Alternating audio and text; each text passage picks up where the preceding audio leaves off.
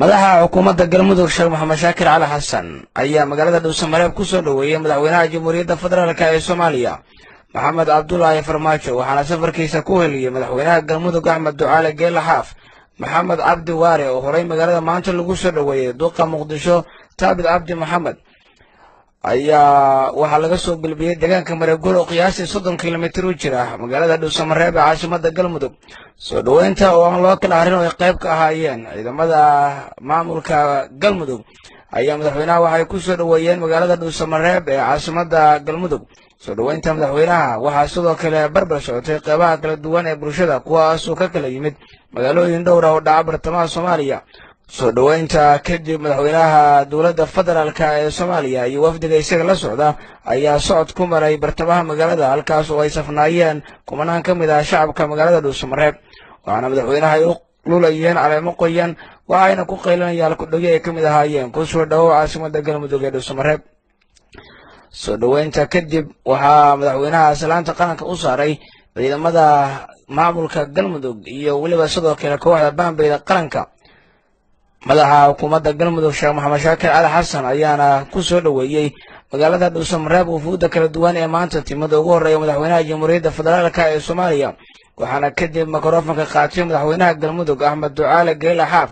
isagoona ku soo dhoweeyey madaxweynaha dowladda federaalk ee soomaaliya maxamed cabdulaahi farmaajo oo isna sheegay inuu aad ugu faraxsan yahay soo dhoweynta maanta uu kula kulmay magaalada dhuusamareeb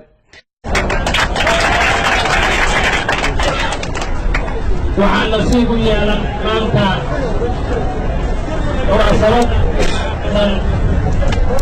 ee aysan u kala harin bulshada qaybaheedii kala gadisnaa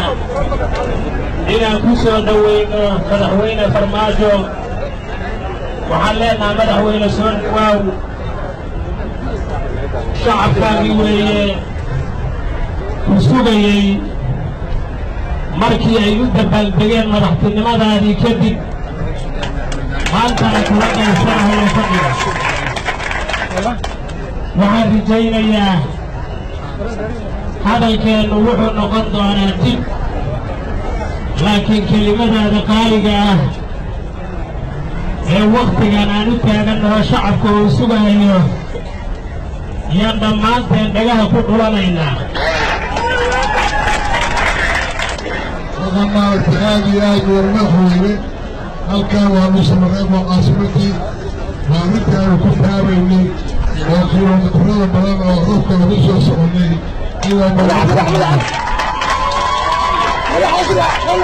madaxweyne sababteed waan aragnaa dhuusamareeb caasimadii galmudug oo runtii aan hubo inay tahay munaasabad aad iyo aad u qaali ah waxaanaan marnaba filayn aan marnaba mid soo rogay karta jirin galabta sida halkaa loogu soo maaragtay naloo soo dhoweeyey kuligay baa nala soo dhoweeyey aad iyo aad ugu mahadsanyihin mahadsantii cid allaaliya ciddii ka qayb qaadatay soo dhoweynta sheekh mashaakir iyo ragga la jooga iyo jeneral galaal iyo ragga ka duceeyey inlaysukooda akrinta aad iyo aad baa ugu mahadsan tihiin mudane madaxweyne xaaf chief minister sheekh shaakir ahna madaxa xukuumadda madaxweynaha hirshabeelle maanta runtii waxay noo tahay maalin taariikhi ah oo farxad weyn leh sida wanaagsan oo raantiran oo aad noo soo dhowayseen waxaan ognahay oo la soconnaa ilaa saaqi subaxdii hore ilaa hadda inaad taagan tihiin si aad noo soo dhowaysaan xaqiiqatan aad iyo aad ugu faraxsannahay hadal waa loo dambeeyaa laakiin waxay ka turjumaysaa soo dhowayntan wanaagga badan oo diiran waxay ka turjumaysaa soomaalinimadiinna waxay ka turjumaysaa sidaad soomaali iyo midnimadeeda aad usoo dhowayseen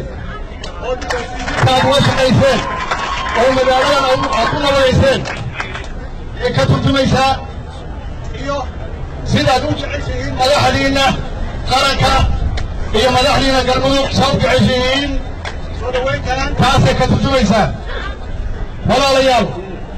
إن شاء الله أنتوا بيرا وكلا وقعنا لكن ما أنت الله هتصلان مرحبا يسود وين آدي ينفو هذلنا مكانه في هذا ما سكين safarka madaxweynaha oo gabaldhic ku soo aaday magaalada Dhuusamareeb ayay dadka reer Dhuusamareeb u dareemayeen inay aad ugu qanacsan yihiin inay sugaan madaxweynaha dowladda federaalka ee Soomaaliya Ibraahim Xasho Soble Somali Cable Dhuusamareeb.